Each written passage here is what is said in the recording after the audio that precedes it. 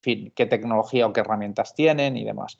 Y básicamente lo que se ha desarrollado es pues, una plataforma que aglutina todo ello. Entonces, en la línea de todo esto, me contactaron de World Compliance Association, de la cual formo parte del Comité de Gobierno Corporativo. Me dijeron, oye Javier, ¿por qué no planteas un curso con la metodología que habéis desarrollado y le explicamos pues, cómo digitalizar y automatizar todo esto, ¿no? Y bueno, y de ahí surge un poco la iniciativa. De ahí han surgido distintos cursos y uno de ellos pues, es el que vamos a compartir hoy. Entonces, básicamente lo que voy a explicar son los 6 puntos que contienen la metodología que nosotros hemos desarrollado para poder automatizar y digitalizar el área de gobierno corporativo. Les voy a hacer bastante referencia a los hallazgos que hemos ido encontrando, las deficiencias que hemos visto, las oportunidades de mejora y cuáles son los pasos que podría haber. Y bueno, creo que es un enfoque pues, bastante práctico y bastante aterrizado, puesto que pues, básicamente van a ir viendo muchas cosas que si sobre todo trabajan en este tipo de organizaciones o las asesoran porque trabajan en consultoría, pues les va a sonar todo bastante familiar, ¿no? Entonces, es un poco la idea. No es la idea de teorizar sobre los modelos de gobierno corporativo, que para eso ya hay millones de cursos, sino es cómo traduzco esto a la práctica y cómo lo llevo en el día a día y cómo veo esta parte pues, muchísimo más estratégica y mucho más operativa. Esa es un poco la idea. Entonces, bueno, 6 partes que tiene esta metodología o 6 pasos que nosotros seguimos que son consecutivos, o sea, van ordenados en orden. El primero es la parte de la definición de la estructura de gobierno corporativo. Después hago una referencia a cómo tiene que estar estructurado el manual, las políticas y los reglamentos. Después, una parte de gestión digital de las reuniones, cómo preparar bien las reuniones, qué fases tienen, qué cosas nos solemos dejar en el tintero, qué cosas fallan, qué cosas hacemos bien. Después, una parte de evaluación de desempeño de los órganos principales KPIs muy por arriba, lo mismo a nivel de riesgos. Y por último, pues un poco el colofón o la guinda del pastel, que sería el informe de gobierno corporativo, que resume, en definitiva, en un marco temporal que normalmente suele ser anual, pues todo lo que hemos hecho en las otras 5 áreas y los cambios que ha habido en el periodo, etcétera, etcétera. Esto es la metodología que nosotros, insisto, hemos diseñado. No es algo que está ni calcado en el libro ni lo verán en ninguna parte, sino es un poco la experiencia práctica que hemos visto y cómo ayudamos a distintas organizaciones para poder ensamblar este modelo y poderlo automatizar y digitalizar. Entonces, espero que les sea de utilidad. Cualquier pregunta que tengan me van parando. Yo lo que haré, y con independencia de que al final vamos a tener un tiempo para poder preguntar, en cada uno de los 6 bloques sí dejaré un tiempo y sí responderé un poco las preguntas que hayan hecho relacionadas con ese bloque, ¿vale? Así lo hacemos pues un poco más dinámico. Tengan en cuenta una cosa, vamos a hablar 1 hora. Este curso normalmente está desarrollado con los bancos que lo hemos hecho y con las corporaciones que lo hemos hecho, pues suelen ser entre 4 y 8 horas, ¿vale? Entonces, bueno, va a ser un highlights o puntos más importantes de cada uno de los temas, pero bueno, quien tenga interés, pues luego puede contactarme y con mucho gusto podemos ampliar información. Pero por ahora quiero dar un poco la visión general y explicarles un poco la metodología y los puntos más importantes que tienen que tener en cuenta. Entonces, bueno, vamos a comenzar sin más dilación. El primer punto, estructura de gobierno corporativo, ¿vale? Pues aquí vamos a ver un par de puntos. Cómo definirla y qué factores tengo que tener en cuenta. Entonces, bueno, primero, ¿cuáles serían los pasos que debería tener en cuenta para establecer o mejorar una estructura de gobierno corporativo? Pues básicamente lo que me suelo encontrar en esta parte de la estructura es que a veces no la tienen clara, a veces no está correctamente documentada. Hay organizaciones muy grandes que ni siquiera saben qué número de comités tienen, qué comités tienen, quién es el presidente, el secretario, qué evolución ha habido en este tiempo en cuanto a la composición, qué políticas o qué reglas aplican, etcétera. No tienen esta parte clara. Algunos tienen un portal interno en la intranet de gobierno corporativo con cierta información, pero que es incompleta. Y por otro lado, tampoco hay mucho pensamiento en, oye, ¿estos son los comités que tenemos que tener o no? ¿Tienen que ser otros? ¿Cuál es la filosofía y cuáles son los principios de gobierno corporativo que vamos a aplicar? ¿Estos principios realmente están embebidos en toda la estructura de la organización o no. Es decir, falta un poco hacer una reflexión, hacer un análisis y a partir de ahí bajarlo a nivel de detalle. Muchas cosas, muchos órganos de gobierno se han ido construyendo en base a los requerimientos regulatorios, pero claro, falta este punto fundamental, ¿no? Entonces, bueno, ¿cuál sería el paso a paso? Pues aquí pongo 8 pasos sencillos que muchos de ellos sean evidentes y otros muchos de ellos probablemente no se hayan hecho nunca. Entonces, lo primero que nosotros hacemos, si somos, por ejemplo, pues vamos a poner un ejemplo, grupo financiero, tenemos presencia en 3 países diferentes y somos el líder de gobierno corporativo. Entonces, bueno, primer punto. Pues, ¿qué tenemos que revisar? El organigrama societario de las entidades que conforman el grupo. Tenemos que hacer un pequeño levantamiento de información, ver los datos básicos, ver los accionistas, órganos de gobierno, etcétera. Hay una parte importantísima de análisis de la actividad. ¿Qué actividad desarrollo? ¿Es la misma en todas las subsidiarias? Si no, en todos los distintos países, etcétera. Hay una parte de análisis del modelo de organización y de gestión, que es fundamental. O sea, necesitamos entender ahí cuál es el organigrama, cuáles son los departamentos y áreas en los que estamos divididos. ¿Estos departamentos son comunes en las distintas entidades o no? ¿O son siempre los mismos? También tenemos que ver cuáles son un poco la filosofía en cuanto a en la parte de gestión. Por ejemplo, pues tenemos una organización muy jerárquica y muy vertical o hemos apostado por modelos mucho más colaborativos y mucho más horizontales. Esto va a afectar a la hora de cuáles son la composición de los órganos de gobierno, qué órganos de gobierno tenemos que tener, etcétera, etcétera. Importantísimo la identificación del marco regulatorio aplicable a cada una de las sociedades. Aquí hay un trabajo por hacer que veo muy pocas veces hecho, que es un trabajo, una matriz regulatoria en la cual vea, por un lado, pues este país me exige estos requerimientos, este otro país estos otros, este otro país estos otros. Adicional le sumo las políticas o los requerimientos a nivel interno que yo haya establecido y establecerlo a nivel de grupo. Esto, las normativas de prevención de blanqueo de capitales y las normativas de protección de datos a nivel internacional han ido mucho para esa parte de, oye, tú no puedes establecer 300 sistemas de prevención de blanqueo para cada una de tus subsidiarias, sino lo debes establecer como un modelo a nivel de grupo. En gobierno corporativo hay que hacer exactamente lo mismo. O sea, y para que tú puedas establecer un modelo de gobernanza para todas tus subsidiarias exactamente igual, debes hacer un análisis de lo que comentaba de los 3 primeros puntos, pero más allá de eso, cultura corporativa y demás, tienes un cuarto punto que es, vale, ¿cuáles son los requerimientos? Y este análisis tiene que ser holístico, o sea, tiene que ser un análisis integral de todos los requerimientos a partir del cual tú vas a obtener un producto que es cuál es el marco de referencia que vas a utilizar, que va a ser el marco más riguroso que tengas en la suma de cada uno de los países, ¿no? Por si me expliqué correctamente. Entonces, esto es importante, eso casi nunca lo veo hecho específicamente para el área de gobierno corporativo. Después, esto se podría desarrollar muchísimo, ¿vale? Voy a dar como las ideas principales, porque si no, no avanzamos. Después, en el quinto punto, una vez que hemos hecho todo eso, ya tendríamos la capacidad de definir los órganos de gobierno. Y aquí hago un pequeño inciso. ¿Qué es lo que suele pasar y qué es lo que me suelo encontrar? Me suelo encontrar que se pasa directamente al punto 5, ¿vale? Y no hay un análisis y una reflexión sobre los 4 primeros puntos. Entonces, los 4 primeros puntos son fundamentales. Si yo empiezo a decir, vale, ¿qué órganos de gobierno tengo que tener? Así, al tuntún. O sea, no. Lo primero, tiene que haber un planteamiento, un análisis y una identificación del marco regulatorio, etcétera, etcétera. Y después ya voy a decir, vale, ¿cuáles son los órganos de gobierno que tengo? ¿Son órganos que van a ser jerárquicos o van a ser dependientes entre sí, sí o no? Hay una serie de órganos que a lo mejor van a ser, o de comités que van a ser comunes para las distintas subsidiarias y otros que a lo mejor van a ser específicos de cada una de ellas, o a lo mejor los puedo dividir por actividad. Esto es importante también definirlo. Y luego pasaríamos al punto 6, en el cual es muy importante, por cada uno de estos órganos de gobierno vamos a tener que definir cuáles son las funciones y los objetivos.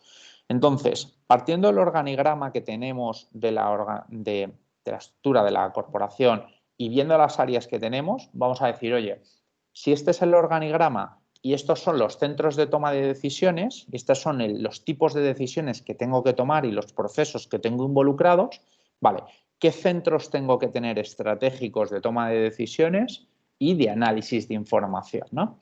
Bueno, pues esto es súper importante y no solo es que mi normativa o la superintendencia de turno me exige que tenga un comité de auditoría, un comité de riesgos y un comité de cumplimiento. Y esos son los 3 que tengo. Bueno, pero, insisto, estos son los que necesitas realmente para tu organización y para tomar las decisiones estratégicas y para bajar todas estas decisiones desde la junta directiva para abajo, para la línea de la alta dirección, ¿o no? Entonces, esto es importante que haya ese planteamiento. Eso parte de las funciones y los objetivos que tenga cada órgano de gobierno. Si voy a decir que estos son los objetivos, después voy a poder definir qué personas van a ser las más adecuadas para cumplir con esos roles, ¿vale? Entonces, eso es muy importante. Después, tengo una parte de definición de matriz de competencias y de diversidad.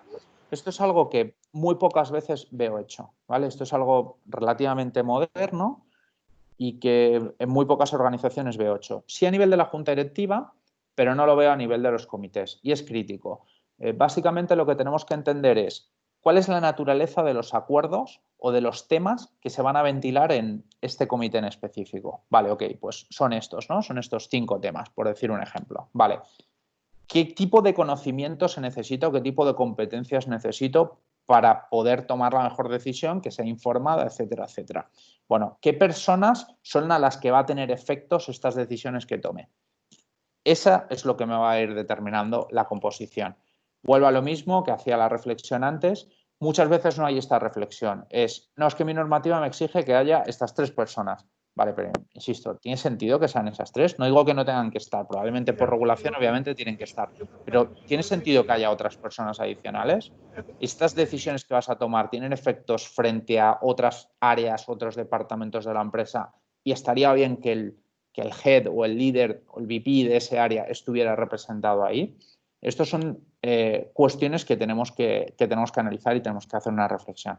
Y veo que muchas veces no está. Entonces, ahí hay una cuestión de número de miembros, de qué posiciones, de qué roles, de qué competencias. Hay una cuestión con diversidad también y todo el avance que están teniendo este tipo de legislaciones de paridad o con determinado tipo de porcentajes y demás, bueno, etcétera. Y cuando me refiero también a diversidad, también podríamos añadir una tercera pata, que sería si tienen que ser independientes o no tienen que ser independientes, si tienen ciertas restricciones en cuanto a negocio o en cuanto a la participación en negocio y dirección, si no, etcétera. O sea, ahí hay bastante que tejer, ¿vale? Entonces, son estos pasos y al final, como reflexión de este punto, lo que quiero que se tenga claro es que si quiero entrar en un proyecto de digitalización, automatización, lo primero es que tengo que partir de que la estructura de gobierno corporativo sea una estructura en la cual se haya reflexionado y se hayan pasado todos los pasos que he comentado, ¿vale? Si me salto los 4 primeros y entro ya directamente por el quinto y luego del quinto salto a prácticamente ninguno porque no define ni funciones ni objetivos, sino que simplemente establezco en base a la normativa, estos son los órganos, estos son los miembros, vale, pues me he dejado toda la reflexión que comentaba y todo el modelo de gobernanza por fuera, ¿vale? Hago otra reflexión adicional. Tengan en cuenta algo. Las normativas siempre suelen ir por detrás de las mejores prácticas, ¿vale? Aquellas organizaciones que están más avanzadas son siempre las que han implementado estándares y mejores prácticas y políticas que tiempo después se incorporan en la regulación. Y aquí hay mucho trabajo que hacer tanto en España como en Latinoamérica. Somos muy reactivos. Muy reactivos. O sea, que la normativa me exige 3 puntos, estos son los 3 puntos que hago. Creo que es una muy mala filosofía. ¿Por qué? Pues porque al final nuestros reguladores suelen ser que no sé qué instancia internacional me exigió tal. En el caso de España, la Unión Europea. Me exige que tengo que cambiar tal cosa o tal otra o me aprueba este marco de referencia. ¿Qué es lo que van a querer? Que simple, hágase mañana, ¿no? Y hágase mañana no se puede. Entonces, entras en cuestiones en las que entras en periodos de riesgo, en el que no tienes implementadas ciertas cosas, en las que no es tan fácil y al final te terminas gastando mucho más dinero. Entonces, las organizaciones que son líderes, que son pioneras, que son innovadoras y que son visionarias, y que creo que en este entorno COVID y post-COVID, o sea, es fundamental eso, o sea, es una característica de supervivencia, ya no de excelencia, sino de supervivencia. Creo que son aquellas que miran para adelante y que no están constantemente viendo estrictamente qué es lo que se exige su regulación y de eso van a hacer un porcentaje, ¿no? O sea, este tipo de planteamiento creo que no va en absoluto. Y tiene, bueno, y en la parte del área de gobierno corporativo le veo muchísimo en cuanto a la definición de estructura. Entonces, bueno, hasta aquí con este primer bloque. No sé si tienen dudas antes de pasar al segundo. Voy a cargar un segundo a ver si tienen por aquí algún comentario. Por aquí si tienen algún comentario. Y si no, pues... Gracias, agradecemos a los participantes. Recuerden apagar sus cámaras. El asociado Sangur, por favor, ¿o tiene una pregunta? Gracias. Bueno, voy a continuar. Me van dejando las preguntas directamente por el chat y luego al final lo vemos, ¿vale? Segundo bloque. Entonces, hemos visto la estructura como primer paso de un proyecto de digitalización y automatización en el área de gobierno corporativo. Segundo paso. Bueno, pues vamos a ver una parte más de políticas, reglamentos y manual. Muy rápido, ¿no? Lo que comentaba para los que se han conectado un poco más tarde, básicamente en los 2 últimos años yo he liderado pues, el equipo de producto en una plataforma tecnológica que ha desarrollado o que ha automatizado y digitalizado el área de gobierno corporativo. Entonces, básicamente, lo que les voy a comentar en esta sección son las políticas que yo he visto o las reglas de funcionamiento que he visto que son pues más relevantes o que están más estandarizadas en las distintas organizaciones, ¿vale?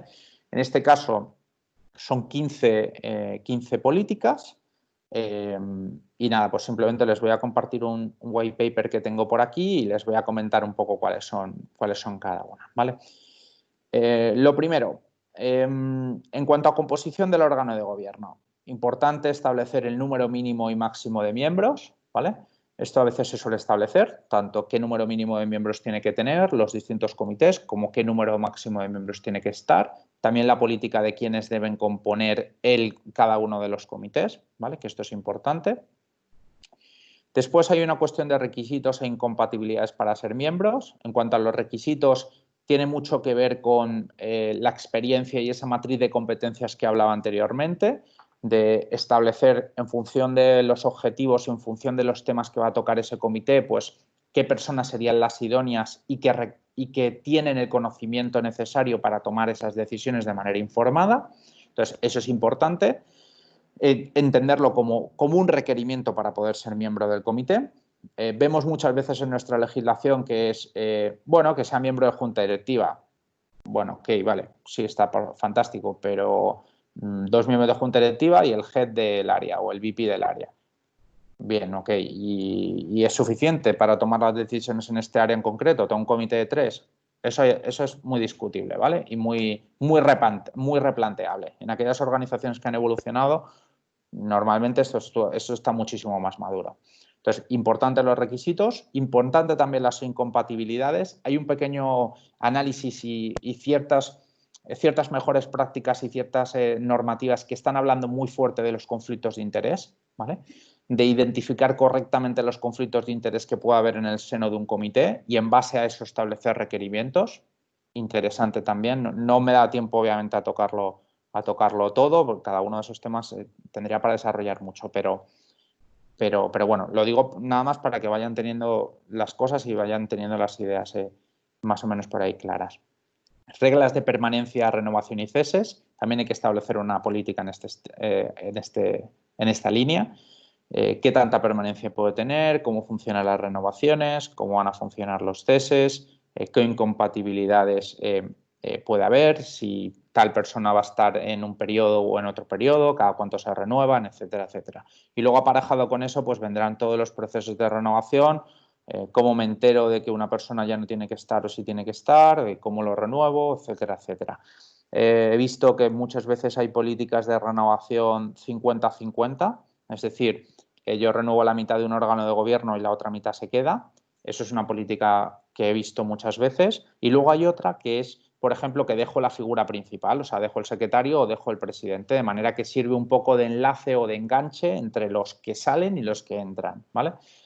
Cuando son órganos de gobierno un poco más grandes, consejos de administración, juntas directivas de sociedades cotizadas, lo normal es lo que acabo de comentar, es más 50-50 con ciertos puestos claves que quedan para hacer el enganche, ¿vale? Esto es una política que es, por lo menos en Europa, es bastante común. Vale, otra política que hay que establecer, formación periódica de los miembros. Fundamental, en base a esa matriz de competencias que tengo y en base a esas skills que necesito tener, ¿cómo voy a estructurar un plan de formación que ayude a los directores a tener a tener los conocimientos y mantenerlos actualizados, ¿vale? Entonces, ahí muy importante el número de horas que a veces exigen las distintas regulaciones o establecerlo tú, temas y horas que tienen que cumplir como mínimo al año, ¿vale? Esto es importante. Después, contenido mínimo de las reuniones y temas recurrentes. Aquí hablamos del famoso cronograma, que luego lo vamos a ver en digitalización de las reuniones un poquito más en detalle. ¿Qué contenido mínimo de las reuniones tenemos que ver? Incluso aquí se puede establecer como política qué orden de los temas se lleva, ¿vale? Es decir, primero, por ejemplo, se van a ver los temas que sean estratégicos, por decir algo. Después vamos a ver los regulatorios y por último vamos a ver los operativos. O no, es que primero vemos los regulatorios, luego los estratégicos y luego los operativos. O tenemos otra categorización diferente de los temas, me da igual. Al final es qué temas se van a tener que ver con qué cierta periodicidad y cuál es el orden que tiene la agenda, ¿vale? Y qué temas siempre se tienen que ver. Esto es un poco la idea. Otra, frecuencia de las reuniones. Es una política muy importante. Pues ¿con qué frecuencia nos vamos a reunir? ¿Vale? Básicamente es eso. Luego también, por ejemplo, un tema importante es qué número máximo, por ejemplo, de temas puedo llevar a una reunión. Esta no es una política tan común, ¿vale? No la tienen muchas organizaciones. Hay algunas que sí la tienen. ¿Por qué? Pues porque a veces hay mucha disparidad de criterios en cuanto a que esta reunión va muy cargada y la otra va muy ligera. Tratemos de mantener una estandarización de aquello. Margen para reagendar reuniones es una política que enfatiza la anterior y que está muy relacionada con que hay en organizaciones que básicamente lo que nos hemos dado cuenta es que se mueven las reuniones, ¿no? Entonces, si tengo reuniones o tengo comités que son mensuales, a veces si la muevo mucho y no tengo estos márgenes de maniobra o estos márgenes de tolerancia, pues a veces las reuniones quedan muy cerca la una de la otra, ¿vale? Entonces, básicamente, ¿esto qué es? ¿Cuánto lo puedes mover de la fecha inicial? ¿Vale? 5 días antes, 5 días después, etcétera, ¿vale? Esto es un poco la idea. Otra, anticipación de convocatoria. ¿Con cuánto tiempo de anticipación tienes que enviar la convocatoria de una reunión? Y también la secuencia de convocatoria que vayas a seguir. Es decir, pues la primera a lo mejor la envío un mes antes, luego 15 días, una semana, el día anterior, lo que sea, ¿vale? ¿Con cuánto tiempo tienes que tener? Un punto importante también de la anticipación de convocatoria, una que se une, es con cuánto tiempo de anticipación la agenda tiene que estar definida y no admite modificaciones. ¿Para qué? Pues esto es lo mismo. Hay muchos estándares. El normal que he visto, el más común, 72 horas, ¿vale? Hay gente que lo hace 24 horas. A mí, en mi opinión, 24-48 horas es muy poco. 72 horas me parece un tiempo razonable. Hay otros que se han ido una semana, ¿vale? Que lo tienen en 5 días laborables. Me parece un poco excesivo, deja poca margen de maniobra. Yo creo que 72 horas es un tiempo que a mí, en lo personal, me gusta, ¿vale? Pero es una opinión personal. Esta es la que comentaba, de límites para el cambio de la agenda. ¿Por qué? Pues porque lo que queremos también es generar un entorno colaborativo. Entonces, si no tenemos la agenda predefinida, si no les damos un tiempo a los directores para que se puedan preparar, si no tienen un tiempo para poder leer la agenda, para poder leer la documentación, hacer comentarios, etcétera, pues lo que vamos a generar son comités disfuncionales, muy verticales, en la cual la mayoría del trabajo depende de ese coordinador o secretario que vamos a tener de cada uno de los órganos de gobierno, ¿vale? Entonces, lo que queremos hacer es que ese trabajo se delegue o se establezca o no sé ahora mismo la palabra, es como que se divida entre los distintos miembros y se colectivice de alguna forma, ¿no? Vale. En cuanto a quórum, pues lo mismo. ¿Qué tipo de reglas de quórum hay? Suele haber dos que se suelen concatenar. Hay una que es numérica, que suele ser una regla de mayoría simple, normal. O sea, cuántos miembros tienen que estar en el comité para que quede válidamente constituido. Y después tenemos una que es ya nominativa, que es decir, qué personas sí o sí tienen que estar para que la reunión pueda arrancar. Esto estamos hablando normalmente de presidentes y de secretarios, ¿vale? Importante, porque si no se cumple este número, pues la reunión tiende a no ser válida. Después, requisitos de asistencia. ¿Cuántas ausencias puedo permitir en qué periodo? ¿Vale? Normalmente nosotros lo solemos ver en un año, es decir, cuántas ausencias en un año te vamos a permitir, y está muy relacionado, esto se puede fijar en número o se puede fijar en porcentaje. Es decir, te permito, si van a ser una reunión mensual, por tanto son 12 al año, pues te permito que falles 2 reuniones al año, ¿vale? Unido a esta parte de requisitos de asistencia está una política auxiliar que muy pocas de las organizaciones tienen desarrollada, que es qué es una ausencia justificada, ¿vale? Y que no cuenta como ausencia, ¿vale? ¿Qué te permito en este caso? ¿Por qué motivos te puedo permitir la ausencia? A veces lo veo que está, pero está muy vago, está muy desde arriba, en la cual tampoco sé en una organización compleja que tenga presencia en distintos países, con distintos directores, con distintos coordinadores, hasta qué punto eso está estandarizado, ¿vale? Entonces hay que fijar ahí reglas claras de cuándo, en qué momento tú puedes fallar en una reunión y no se te va a contar como esa ausencia. Básicamente porque de cara a esta política normalmente sueles entrar en un requisito de incompatibilidad, es decir, si tú fallas más de 2 veces, pues lo normal suele ser que ya no seas idóneo para poder estar dentro de ese comité, ¿vale? Y ahí entramos en una cuestión que me preguntaron una vez en un curso, ¿vale? Pero ¿qué hago si esa persona, porque sí tiene que estar o sea, si es, supongamos, comité de auditorías, el VP de auditoría, justamente el que falta, ¿no? Por decir una barbaridad. Bueno, aquí vamos a tener un problema porque probablemente a nivel regulatorio esa persona tiene que estar, ¿vale? Habrá que manejarlo como toda situación de conflicto que tenemos a nivel interno.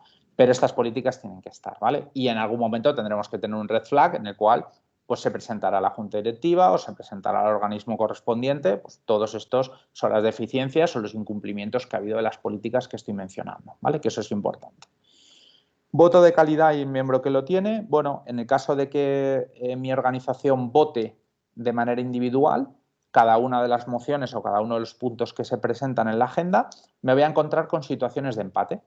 Entonces, lo mismo, esto en Panamá, por ejemplo, en concreto, no es común porque las decisiones se toman de manera colegiada, entonces apruebo o rechazo de manera colectiva, pero no es que Pedro votó A, Juan votó B y no sé quién votó C. Sí puedo hacer un voto particular, pero no está en el acta específicamente quién votó qué. Esto en las organizaciones que ya están más evolucionadas a nivel de gobierno corporativo y, por ejemplo, en Costa Rica lo tienen y en España también lo tienen. Aquí esto es súper importante. ¿Por qué? Porque en el caso de que haya un problema con alguna de las decisiones que se han adoptado, es importante que se identifique quién votó qué y por qué y de qué forma, ¿no? Entonces, esto en muchas organizaciones que tenían sistemas de votación colectiva han tratado de pasar a un sistema de votación individual donde las actas quede constancia de quién ha votado qué. Es más, esto suele ir acompañado con otras reglamentaciones de quiero que tu voto sea razonado. O sea, no te escudes no, es que el comité votó tal cosa. No, dime tú qué piensas, razónamelo, pónmelo en el acta. Incluso en Costa Rica hay una obligación de grabación y de transcripción de las actas, ¿vale? Cosa que ya es un nivel superior para poder dar fe de cuáles han sido las deliberaciones, las discusiones y que realmente el organismo de supervisión, el supervisor, el regulador de turno, pues pueda verificar lo que ha pasado en ese. Bueno, reglas de votación, también hay reglas de votación y derechos de veto que tenemos que establecer. Hay ciertos, por ejemplo, en el área de Venture Capital o cuando tenemos inversores, a veces hay ciertas minorías de bloqueo o ciertos actos de socio que nos afectan ahí. Es decir, hay ciertos temas que requieren unanimidad o hay ciertos temas que requieren 3/5 partes para aprobarse o mayoría reforzada o algún tipo de mayoría reforzada, etc. Pues todo este tipo de reglas de votación tienen que estar claras, tienen que estar asociados a esos topics, a esos temas específicos a los que van a ser aplicables y tiene que estar también muy identificado pues quién es.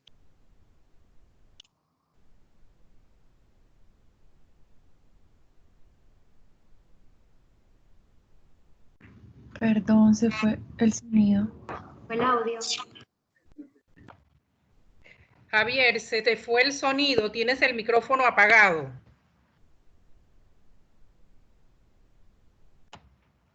Javier.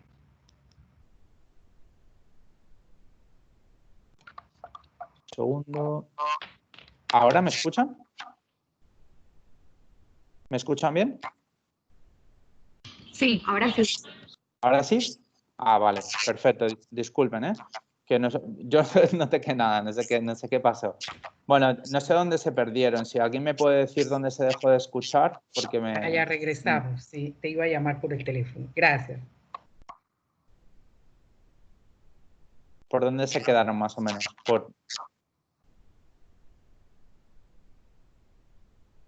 Bueno. No había sido mucho, si acaso ni siquiera el minuto. Vale, ok, pues nada, hago el repaso, nada más. Que tengan en cuenta de reglas de votación y derecho de veto, que era la anterior política que estaba comentando.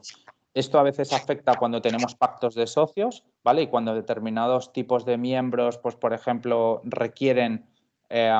tienen derecho de veto sobre determinados temas o algunos temas en específico, por ejemplo, deben de ser aprobados por algún tipo de mayoría reforzada, ya sea pues, por unanimidad de todos los miembros o por mayoría de 3/5 o lo que sea, ¿no? Entonces, todo esto se tiene que establecer también como política.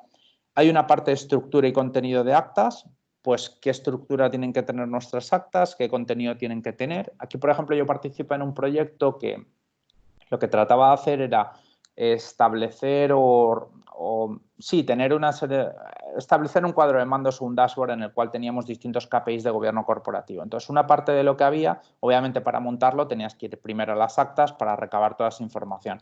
Parte de lo que nos dimos cuenta era que, a pesar de que existía una política a nivel corporativo que establecía cuál debía ser el contenido de esas actas y cuál debía ser el contenido mínimo, el formato en definitiva en los países, cada cual había adaptado un poco según le había parecido. Algunos sí seguían el modelo corporativo, otros no. Había otros secretarios específicos de determinados comités que ni siquiera levantaban un acta formal como tal, o sea, es decir, un caos, ¿no? Y eso te afectaba obviamente a poder levantar toda la información. Entonces, esta política no es baladí. Que todos tengamos la misma estructura, que nos codifiquemos todas las actas de la misma manera y demás, es fundamental para luego lo que vamos a querer comentar de tener KPIs consolidados, poder hacer evaluaciones de un órgano de gobierno frente a otro. O sea, si no tenemos esto, luego por experiencia propia, porque estuve específicamente en un proyecto de eso. Y era un grupo financiero y no lo tenía. Entonces, bueno, y eso de hecho no se enteraron ni hasta que empezamos con el proyecto, ¿no? Y ahí dijeron, wow, pero esto está así. Pues sí, está así. Así que esto es súper importante. Tiempo máximo para el cierre de la reunión. Esta política no suele estar y es un clásico. Actas que están sin firmar no sé cuántas veces, no sé cuánto tiempo. Y aquí lo puedo establecer de dos maneras. Una es por tiempo, es decir, yo como máximo permito que esté no más de un mes desde la reunión, o por número de reuniones. Yo solo permito que haya 2 reuniones siguientes para que esa acta esté firmada, ¿vale? Son más o menos los 2 sistemas que he visto. En mi opinión, a mí no me gusta tanto ligarlo a la siguiente reunión o a la siguiente de la siguiente, sino me gusta más ligarlo a los días. Pero tiene mucho que ver con que tengas un sistema que te permita hacer eso, ¿vale? Yo no veo tanto claro, en un sistema tradicional en el que probablemente el acta va a ser el primer punto de la reunión siguiente, tiene mucho sentido lo que acabo de decir. Pero creo que debemos empezar a desligar eso, sobre todo porque hay comités que son trimestrales y yo esperar 3 meses hasta tener la siguiente acta no lo veo nada claro, ¿vale? Entonces, como muchos son trimestrales, no veo que sea una política corporativa adecuada. Yo veo más una política corporativa adecuada entre 15 días y 30 días después de la reunión, es tiempo más que de sobra para levantar ese acta y tenerlo, ¿vale? A partir de ese momento tendría que tener mi red flag, mi warning, diciendo, oye, esto no está bien, ¿vale? Bueno, y esto hasta aquí. de políticas y demás. Vale. Bueno, entonces, armando el puzzle que comentaba desde el principio de estas 6 piezas de gobierno corporativo que son consecutivas y que tengo que ir abordando. Bueno, la primera que vimos es la estructura de gobierno corporativo, que he comentado un poco que es lo primero que necesito para abordar un proyecto de digitalización. Lo segundo que tengo que tener claro es qué políticas voy a aplicar y qué reglas de funcionamiento voy a aplicar. Es fundamental. Y ahí hay algunas todavía que me faltaron, pero tampoco quería meter 45 políticas, ¿no? O sea, porque nos tiramos aquí esta mañana. La idea era las 15 más importantes que hay, que muchísimas de ellas, hay muchas organizaciones que no las tienen, de esas 15. Lo mismo, que podemos afinar a mucho más, hay muchas más políticas, ¿vale? Que se pueden añadir a esas, pero bueno, por ahora estas 15 están bastante bien. Y ese es el segundo paso que tengo que dar. El tercer paso me tengo que meter en la parte de las reuniones, ¿vale? Al final los órganos de gobierno tienen reuniones y gestionan tareas. Entonces, si no tengo bien resuelto la parte de las reuniones y de las tareas, obviamente no voy a cumplir mi propósito y demás, ¿vale? Entonces, aquí hago una primera reflexión que es, ¿por qué es importante digitalizar la gestión de reuniones? ¿Y por qué es importante, y ya me abstraigo de esto, ¿por qué es importante digitalizar y automatizar el área de GRC, ¿vale? De gobierno, de riesgos y de cumplimiento? Aquí tradicionalmente tenemos un problema, que es estas áreas están tradicionalmente muy ligadas a áreas legales, a áreas muy dominadas por los abogados. Y sirva de referencia que yo soy abogado. Pero los abogados tienen una manera, han sido muy poco permeables a la tecnología en todos estos años. Un abogado hoy en día, 2020, trabaja muy parecido a como trabajaba en los 90, casi igual. Me costaría ver un área en un banco a día de hoy que yo diga que trabaja casi igual. No, o sea, ni marketing trabaja igual y tiene 300 herramientas para desarrollar su trabajo, lo mismo ventas, lo mismo el área de negocio, o sea, producto, donde tú quieras mirar, en cualquier tipo de empresa, no tiene absolutamente nada que ver. Un abogado a día de hoy trabaja Word, Excel, PowerPoint, correo electrónico y calendario. Esos son su kit de herramientas. Esto tiene que cambiar, o sea, el abogado tiene que tener una visión diferente y para esto es importante empezar a cambiar un poco el mindset y cambiar la mente, abrirse a otra manera de gestionar. Y creo que nuestras organizaciones en este momento que van a necesitan avanzar en la automatización, necesitan avanzar en reducción de tiempos, en avances en control, en tener un mayor control, tener una mayor visibilidad, reducir, por supuesto, costes, reducir riesgo operacional, la posibilidad de errores humanos, reducir riesgo sancionador, riesgo reputacional. O sea, todo esto pasa por la tecnología. Y el que no lo sepa ver, o sea, creo que está fuera de mercado. Está fuera. Pasa por la tecnología. Entonces, ¿qué problema tenemos? Que dentro de nuestra estrategia, que tenemos que apoyarnos en estas áreas, tenemos que pensar con un modelo tecnológico. Es fundamental. En mi caso personal, trabajaba en la parte de consultoría y siempre veía que al final el resultado de estos procesos de consultoría para mí era frustrante porque la mayoría de los casos es o tienes tecnología detrás o no vas a cumplir los objetivos que te marcarías. Y no es un escenario ideal. San Excel, bueno, hasta un cierto punto, pero en Excel no podemos tener la funcionalidad ni el despliegue que necesitamos, ¿vale? Si lo vemos yéndome comparativamente a otro área, como puede ser el de sales, el de ventas, ¿qué tiene ventas? Un CRM, ¿no? ¿Qué hace alguien que trabaja en ventas? Sus procesos y su día a día está embebido en esa herramienta. Bueno, nosotros necesitamos contar con herramientas que nos permitan que nuestro día a día suceda en esas herramientas. Esto a día de hoy no existe. Y poco a poco es hacia donde tenemos que ir. En nuestro caso, hemos puesto nuestro granito de arena con Ethicus, específicamente en gobierno corporativo. Otras organizaciones lo están haciendo en riesgos, otras en compliance y demás. Pero creo que tiene que haber un planteamiento de esto, tiene que estar integrado entre sí, tiene que haber base tecnológica detrás, tiene que haber automatización, tiene que haber auditoría continua, tiene que haber una serie de indicadores, tiene que haber dashboard que me permita tomar decisiones. O sea, esta tiene que ser mi mentalidad. La mentalidad no puede ser, soy un administrativo que está haciendo cosas manuales todo el tiempo, ¿vale? Y creo que esto tiene que cambiar. Y lo veo veo que cuesta mucho, ¿vale? Veo que cuesta muchísimo. Y estando ahora del otro lado, muy involucrado en esta parte tecnológica, lo veo más, ¿vale? Era un perfil que no había tenido, un costado que no había tenido y cuesta mucho más que las organizaciones lo interioricen. Creo que ahora, con la parte de la crisis que está llegando, muchas organizaciones, tanto públicas como privadas, en lugar de verlo un nice to have, lo están viendo un must y están acelerando muchísimo estos proyectos de transformación. Y para mí, una cosa que no deben tomar que deben tomar totalmente en consideración es, cuando abro un proyecto de este estilo, consideraciones previas que debo tomar en cuenta son, uno, ¿cómo lo voy a estructurar y cómo voy a hacer las cosas? Muchas veces el mayor error que siempre veo es, contrato la herramienta antes de definir nada. Entonces luego me termino encontrando con que la herramienta no hacía ni el 70% de lo que yo necesitaba. Claro, es que no es la manera de empezar.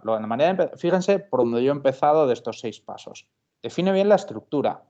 Consultoría, trabajo interno. No es tecnología todavía. Luego eso lo definirás en una herramienta tecnológica. Después, define cómo vas a funcionar. Establece tu manual, establece tus reglamentos, define bien las políticas. Tal. Nos hemos centrado un poco más en políticas. Vale, define bien esa parte. Después, vamos a ver la parte de reuniones ahora. Luego KPIs, luego tal. Y con eso, busca la herramienta, arma tu RFP y busca la herramienta que te pueda complementar en esto, ¿no? Y busca el modelo que te vaya a ser integral. ¿Por qué? Porque si no has seguido esos pasos, luego al final te vas a encontrar con que pagaste un proyecto de implementación, invertiste un montón de recursos, luego la herramienta no te servía para nada, tal, y lo que he visto 300.000 veces, herramientas que no van a ninguna parte, luego no se termina de implementar, luego al final la gente termina diciendo, si es que al final no puedo hacer ni la mayoría, lo hago en Excel, lo hago por fuera, y es que termino ahorrando más tiempo.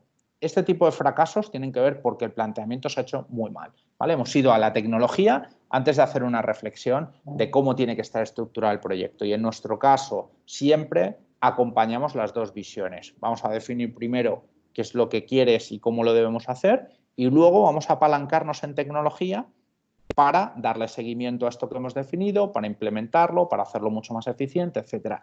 Esa es la forma, ¿vale? ¿Cómo me apoyo en tecnología en estas áreas legales, regulatorias, para poder hacer mucho más eficiente el trabajo? Y en nuestro caso, de lo que hemos determinado, estamos hablando de un 80% de reducción de tiempo, estamos hablando de un 50% de reducción de costos asociados al área de gobierno corporativo, estamos hablando de un aumento de efectividad y de transparencia en cuanto a la toma de decisiones y en cuanto a las reuniones, en cuanto a la gestión de las reuniones, en cuanto a reducción de tiempo y obviamente reducción de sanciones brutal, en más de un 90%, y reducción de riesgo operacional, ¿vale? Entonces, vamos a entrar en la gestión de reuniones y vamos a ver dos temas fundamentales. Primero, ¿qué debemos considerar previo a la gestión de cualquier reunión? Dos cosas que parecen obvias, pero dependiendo de qué tan grande sea mi organización, pues en muchas de las organizaciones probablemente no esté. Una, calendario de reuniones. Dos, cronograma de trabajo. Calendario de reuniones, ¿qué quiero? Final de cada año con respecto al año siguiente, definir bien cuáles van a ser las reuniones de cada órgano de gobierno, asegurarme bien de que los miembros no estén pisándose de una reunión a la otra, etcétera. Todo esto es importante. Aquí esto se hace mucho más difícil cuando a veces tienes comités que revisan ciertas tareas de la anterior. Ejemplo, cosas que me he encontrado ilógicas. Tengo un comité a nivel de grupo que revisa las decisiones o al cual se elevan ciertos informes de los comités de cumplimiento, por ejemplo, comité de cumplimiento a nivel de grupo y comité de cumplimiento de los que están abajo de las distintas subsidiarias. Si estos de las subsidiarias van a reportar al del grupo y van a hacerlo vía un informe, la lógica es que el de arriba, su reunión sea después que la del resto. Bueno, pues esto estaba... este lo hacía antes, este después, este 2 meses después. Bueno, va a ser imposible que consolides ningún informe que te permita tener una visibilidad tal. Eso hay que tenerlo en cuenta. Eso es complejo, eso lleva tiempo, eso lleva recursos a hacerlo. Después, cronograma de trabajo. Otra cosa que se suele hacer muy mal. Tengo que tener claro todos los temas que tengo que ver en el año. Claro, ¿qué pasa? Que hay muchas cosas. Esto, bueno, normalmente se suele hacer con una especie de matriz en Excel y demás. Si tienes un sistema, obviamente lo puedes montar dentro del sistema y que el propio sistema, pues esto lo mando periódicamente cada 3 meses a la agenda, esto lo mando cada 6 o esto lo mando cada 1 año. Bueno, eso es obviamente lo ideal por el ahorro de tiempo. ¿No lo tengo? Bueno, voy a establecer en Excel un cronograma que me fije todos los temas que tienen que ver por cada uno de los comités y por fecha. Y eso es importante porque el secretario de cada comité lo que va a tener que hacer a la hora de elaborar la agenda, como primer paso, es consulto el cronograma, monto la agenda y a partir de ahí empiezo a ver los temas que sean específicos de esa reunión. Pero esos son los pasos. ¿Para qué? Para que luego no lleguemos a final de año o luego no lleguemos a una auditoría interna y nos encontremos, wow, pero este tema no lo habíamos visto, wow, pero no tengo ningún acta que diga que he revisado la metodología de evaluación de riesgos de tal cosa. No tengo ninguna, no la he revisado en ningún momento, tengo este acta. Este tipo de cosas que suelen pasar con mucha frecuencia, hay que levantarlo a través del cronograma, ¿vale? Primero. Después, en cuanto a qué sucede antes, durante y después de la reunión. Luego, si están interesados, tengo otro white paper que les puedo compartir. Por tiempos, vamos a ir un poquito más rápido en este caso. Antes, para mí, la fase de preparación de una reunión es clave, es la más importante de todas y es a la que menos atención se le presta. Si la reunión está bien preparada, la reunión va a ser eficiente. Si la reunión no está bien preparada, la reunión no va a ser eficiente. Es más, por ejemplo, yo creo que esta información es medio pública y la puedo decir. Bueno, por si acaso, hay un par de bancos que están, en el caso de España, está entre los 30 bancos más importantes del mundo, en presencia en varios países y demás. En este caso, ellos hacen un precomité, ¿vale? Y es súper común que hagan un precomité. ¿Este precomité en qué consiste? Pues que se reúne el secretario con cada uno de los miembros, van viendo los topics que van a incluir en la agenda, van viendo los comentarios, los documentos, tiempo que necesitan, orden, etcétera, etcétera.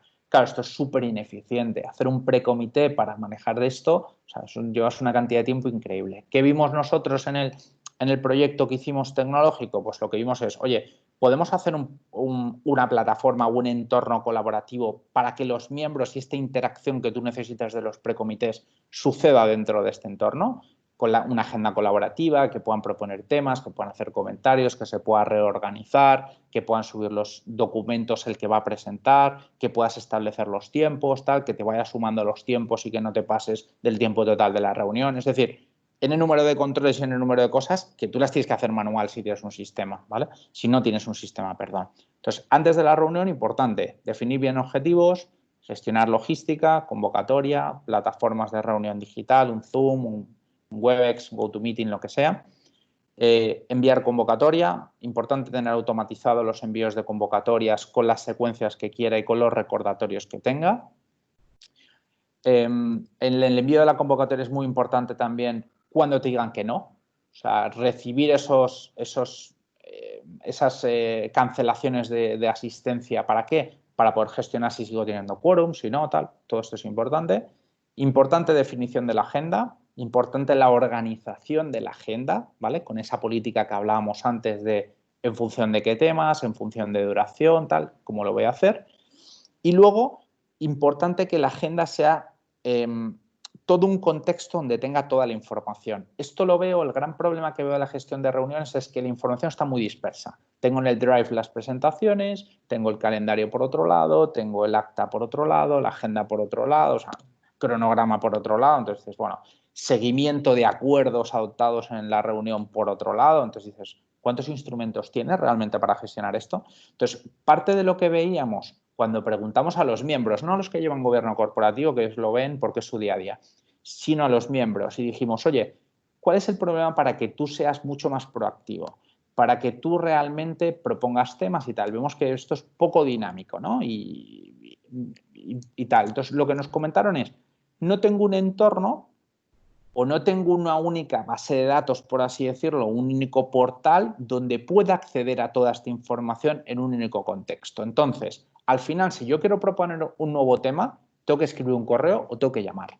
O tengo que esperarme al precomité, que esto normalmente se suele hacer para consejos de administración, juntas directivas. O sea, ya está. Los comités, precomités, no suele haber, salvo súper importantes, no para toda la organización entera. Entonces, no afecta a todos.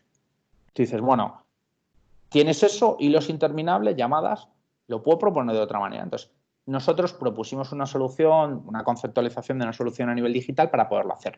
Pero independientemente hay que meterle cabeza para hacer que estas soluciones sean mucho más colaborativas. Máximo cuando ahora no vamos a estar presentes en el mismo sitio, cada uno está desde su casa, está en ubicaciones diferentes, etcétera. O sea, esto es súper importante que nos acostumbremos a trabajar de esta manera desagregada y esta manera colaborativa.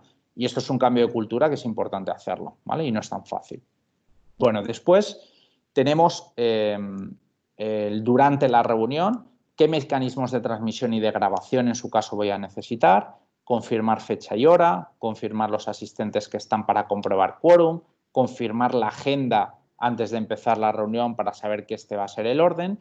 Y luego a partir de ahí es importante gestionar el orden, el debate y la resolución en los acuerdos. Ahí vimos, por ejemplo, en GlaxoSmithKline, en la farmacéutica, vimos que tenían un par de roles que a mí me parecían muy interesantes. Uno era aquel que controlaba el tiempo, ¿vale? Lo mismo, si tienes una plataforma, esto nosotros lo incluimos de hecho como idea a partir de lo que nos comentaron ellos. El control del tiempo de cada uno de los puntos de la agenda, pues este tiene asociado 30 minutos. Importante que cada punto tenga establecido un presentador, es decir, quién va a presentar ese punto, qué tiempo tienes, qué descripción tiene ese tema y qué es lo que se quiere hacer con ese tema, ¿vale? Qué es lo que tenemos que adoptar. Eso es importante. Y tengo una figura que controla un poco la agenda, el debate, que se mantenga en ese orden, que no nos desviemos, que es un problema que tenemos a veces, y otro que controla el tiempo como tal, ¿vale? Entonces eso es importante. Y por último, pues el después de la reunión, elaborar el primer borrador del acta, comunicar a los miembros cada versión, puntos que están listos, etcétera, etcétera, ¿vale? Esto os entregaré un white paper para que lo podáis ver. Y por finalizar y por dejar tiempo a preguntas, os hablo de los 3 últimos puntos que forman parte de este puzzle de 6 piezas, que son la evaluación de desempeño, riesgos y la parte del informe.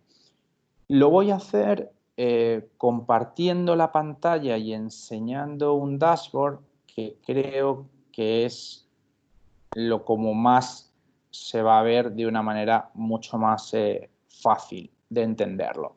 Entonces, en cuanto a KPIs, ¿vale? Lo enseño, bueno, directamente en la herramienta. Yo por lo menos soy bastante visual y cuando veo las cosas como que me entero mucho mejor de qué me están hablando. Luego tendrán las diapositivas y podrán ampliar. Incluso tenemos algún white paper nosotros elaborado desde Ethicus que hemos elaborado. Entonces, bueno, básicamente lo que yo tengo que tener de KPIs son una serie de métricas que me permita saber cómo está yendo, evaluar la actividad de un órgano de gobierno. ¿Está bien? ¿Está mal? Etcétera. Entonces, bueno, aquí tenemos una que es, por ejemplo, el número total de reuniones ordinarias y extraordinarias, en qué fase está cada una. Aquí empiezo a medir tiempo promedio en minutos que tienen las reuniones. Aquí puedo comparar, oye, ¿por qué el comité de auditoría tarda 4 horas en sus reuniones y este tarda 6 o este tarda 2? Es mucho más eficiente. Aquí puedo comprar alguna mejor práctica o puedo utilizar alguno de estos miembros para hacer coaching a los otros. Aquí, por ejemplo, el porcentaje de asistencia es muy bajo. O tengo tal miembro que, por ejemplo, siempre vota que no, que es lo que está pasando. Las tareas de la agenda son muchísimas o son muy pocas. Es decir, todo esto lo puedo tener montado. Bueno, oye, no tengo una herramienta de este estilo, etcétera. Esto lo puedes montar directamente en Excel también. Lo único que es un trabajo de tener que extraer esa información de las actas, pasarla a Excel, crear algunas tablas y a partir de ahí unos gráficos, ¿no? Pero al final no invalida la idea. La idea es, en Europa por lo menos es obligatorio que tú hagas una evaluación de los órganos de gobierno. Entonces nosotros aquí tenemos una primera versión de KPIs para hacer esa evaluación de manera automatizada. Puedes hacer comparativas entre distintos órganos, este frente a este versus a este. Y luego hay una segunda parte que es la evaluación de la actividad de los miembros. Esto nosotros lo hemos objetivizado en base a 4 indicadores. Su asistencia, vamos a evaluar cómo de buena es su asistencia, qué tantas tareas tiene asignadas, qué tantas veces es presentador y los comentarios, ¿vale? Entonces vamos a ver qué tanto comenta, qué tantas veces lleva temas y los presenta, qué tantas tareas tiene asignadas de estas de seguimiento de los acuerdos que se han adoptado, etcétera. Todo esto lo vamos manejando aquí, cómo funcionan las votaciones y demás. Esto es una primera parte. ¿Qué errores he visto que se cometen en cuanto a KPIs? Pues que no están, o sea, que directamente ni existen. Por tanto, no tengo una manera de evaluar absolutamente nada ni tomar decisiones. Eso es lo normal. En el caso de que están, muchas veces el problema que veo es que no está definido en qué umbrales lo veo tolerable o qué umbrales me parecen razonables tener. Esto muchas veces también lo veo. O sea, no sé qué parámetros tengo que tener. ¿Es bueno tener 3 puntos de la agenda o es bueno tener 8? No sé. ¿Es bueno que las reuniones duren 60 minutos o 150? No lo sé. Entonces, todo esto de umbrales y de comparaciones muchas veces no está claro, ¿vale? Luego, por último, tenemos la parte de los KRIs, que es el siguiente componente que tengo que tener, que son puntos de control o banderas que tengo que tener identificados riesgos que me pueden afectar. Entonces, ahí hay varios puntos o varios riesgos que son claros.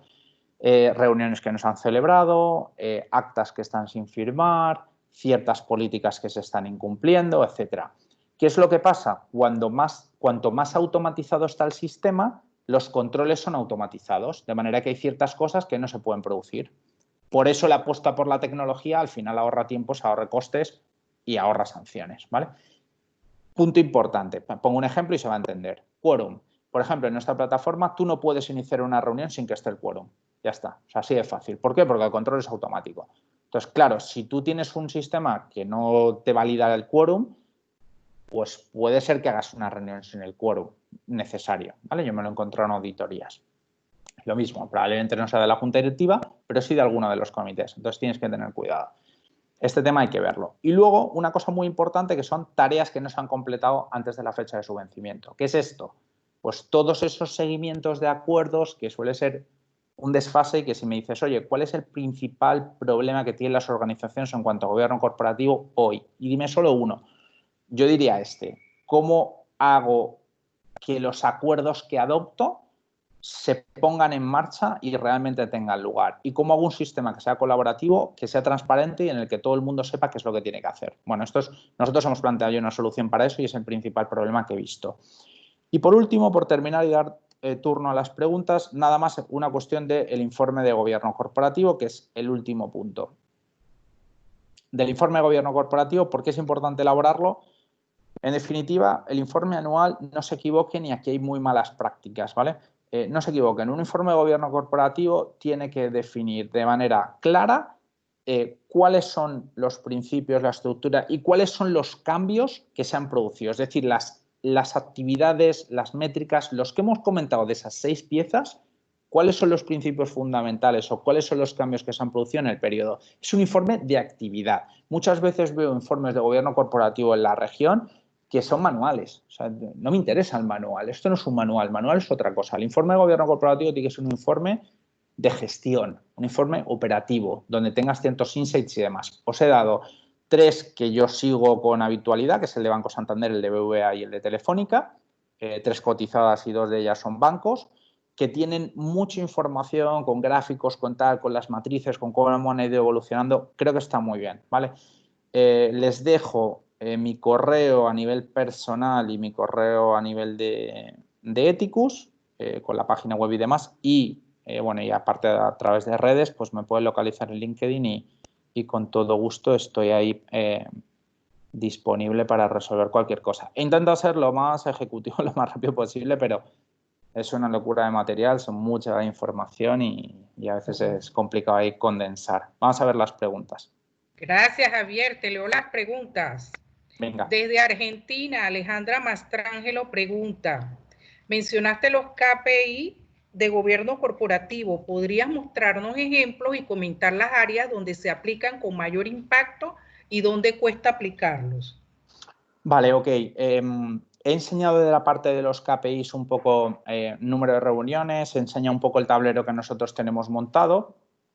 En cuanto a deficiencias, lo comenté antes, donde cuesta más implementarlo, donde yo lo veo es, muchas veces está a nivel de junta directiva, no está a nivel de comités, cosa que veo que es un fallo. Otro tema que veo a veces es que estando a nivel de toda la organización es difícil obtenerlo, por lo que digo, porque los procesos no están estandarizados. Entonces, por ejemplo, un comité sí tiene todo y puede obtener sus estadísticas, pero el otro no. Entonces, vaciar toda esa información en un Excel y luego hacer los tableros es un poco más complicado. Y luego a nivel de insights que te da, bueno, para mí, si tengo un modelo de gobierno, es que cualquier modelo que tú establezcas tienes que medirlo. O sea, tienes que establecer luego medidas para ver si está funcionando bien o mal. Los KPIs son fundamentales. O sea, es que si no vas como como sin brújula, ¿no? Y para mí son fundamentales tenerlos. Muchas veces lo que sí veo es que teniéndolos no se establecen los márgenes o las métricas que serían deseadas y por tanto no hay ese análisis. Para mí fundamental para tomar decisiones. Pongo un ejemplo, ¿vale? De decisiones que se pueden tomar a partir de ahí. Tengo muchas reuniones extraordinarias y pocas ordinarias. ¿Por qué no aumento las ordinarias para no tener tantas extraordinarias? Otra, estoy viendo que estoy invirtiendo mucho tiempo en asuntos que son informativos y no decisorios. Bueno, pues la actividad del comité no está siendo correcta, ¿vale? Porque hay que decidir cosas, no hay que llevar temas para empezar a hablar, ¿vale? Este tipo de cosas, por poner dos ejemplos sencillos, pues hay muchos más, son los que me permiten estos KPIs. Listo, creo que ya no tenemos más preguntas. Si alguien tiene alguna otra pregunta. Aquí hay uno nuevo, aquí está. Dice, buenas tardes, pregunta, ¿puede nombrarse a una persona que no sea un CPA, financista, economista o banquero como cabeza o presidente de un comité de auditoría?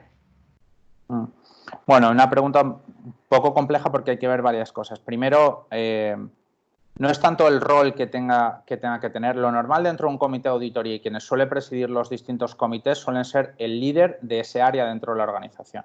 Eso es lo normal. Entonces, el líder por defecto de ese área dentro de la organización va a ser normalmente alguien que ya tenga conocimientos en el área. Puede ser un CPA o puede ser un economista, puede ser un auditor, etcétera. Pero lo normal es lo que yo he visto, que el coordinador del comité de auditoría suele ser el líder de auditoría interna de esa organización. Si es el de riesgos, pues el líder de riesgos de esa organización. Es la persona que va a impulsar los temas y que va a llevar un poco el día a día de ellos. A veces se da ese rol de presidencia a la junta directiva y lo que es el coordinador se da al líder. Eso también es muy frecuente. Pero vamos, en definitiva, quien impulsa, quien lleva la gestión y quien debe impulsar es el líder de ello. Una repregunta tiene Alejandra Mastrangelo. ¿Crearon alguna parte de la herramienta específica para secretarios corporativos? Sí, toda la parte en nuestro caso de la parte de Ethicus, la herramienta, obviamente, los secretarios corporativos son fundamentalmente los que lo utilizan. ¿Por qué? Porque al final aparte de los directores, tú gestionas los distintos comités, los creas, les dotas de políticas, luego gestionas las reuniones, las convocatorias, las agendas, tal, o sea, vas definiendo las votaciones. Entonces, todo esto sucede allí en la plataforma. Entonces, obviamente, el secretario corporativo es quien lleva esa parte administrativa. Entonces, por más que los demás tengan acceso y colaboren en ello, es una herramienta muy pensada para el secretario corporativo. Bueno, creo que ya no veo más aquí para mostrar conversación. Aquí hay otra pregunta. ¿Debe haber un tiempo máximo para que un acta deba ser revisada y debidamente formada? ¿Debe hacerse esto antes de que sea celebrada la próxima reunión? Sí, esto lo comentaba, que es una política muy frecuente que suele haber. Para mí es fundamental que exista cuánto tiempo máximo después de la reunión tiene que estar el acta firmada. ¿Por qué? Porque nos encontramos muchas veces que las actas se quedan ahí a morir y que no las firma nadie, ¿no? Y esto es un problema, es un riesgo. Es el principal riesgo que yo veo en cuanto a las reuniones. Y sí, se tiene que establecer. Yo les di una política de lo que me parece razonable, que podrían ser unos 30 días a partir de la fecha de la reunión, como máximo. Y les he dicho un poco los dos sistemas que hay, que serían o bien lo fijo en función de la reunión, tengo 2 reuniones siguientes para firmar el acta, o la siguiente reunión para firmar el acta, o en días. A mí, en lo personal, me gusta más en días, sobre todo para aquellos comités que son trimestrales, ¿vale? Que tardo 3 meses entre un comité y el otro, no veo razonable que espere 3 meses para tener el acta, ¿vale? Por eso, a mí, en lo personal, me gusta más definirlo por días. Bueno, nos hemos pasado unos minutitos, pero está muy interesante. Le damos la participación a la señora Maruquel Pavón, presidenta del instituto, para que dirija unas palabras al cierre de este webinar. Señora Maruquel. Buenas tardes a todos. Definitivamente un tema muy interesante y creo que todos estemos aquí todavía pasado un rato muestra el interés que hay. Javier, 1.000.000 de gracias. La verdad es que siempre es un gusto contar con tu apoyo en el instituto. A todos los que nos han acompañado el día de hoy, muchas gracias. Y ya saben que a través del instituto, todo lo que lo podamos apoyar y en que podamos asegurarnos, acompañarlo en que su gobierno corporativo vaya cada vez mejorando más, estamos siempre a la orden. A todos, muchas gracias. A nuestro expositor, nuevamente, gracias. Y aquí siempre está el instituto con las puertas abiertas cuando tengas algo interesante que contarnos. Genial. Gracias, Javier. Muchas gracias por la invitación. ¿Querías decir algo finalmente? No, nada, que muchísimas gracias por la invitación, ha sido un gusto compartir. Yo sé que bueno, la presentación es un poco corta y que se quedan algunos temas en el tintero, pero bueno, lo que quería era un poco que tuvieran el vistazo general de estos 6 puntos que conforman esta metodología de digitalización y mejora del gobierno corporativo. Y nada, pues tienen mi contacto, agréguenme a la parte de LinkedIn y ahí se van enterando de los otros eventitos y las otras cosas que vayamos haciendo. Javier, siempre podemos tener una segunda parte. Y podemos tener una segunda parte también, lo que quieran. Ya ahí que los asociados vayan diciendo lo que quieran y lo preparamos con todo gusto, sin problema. Yo estoy desde aquí, desde Panamá, de base, o sea que no hay ningún problema.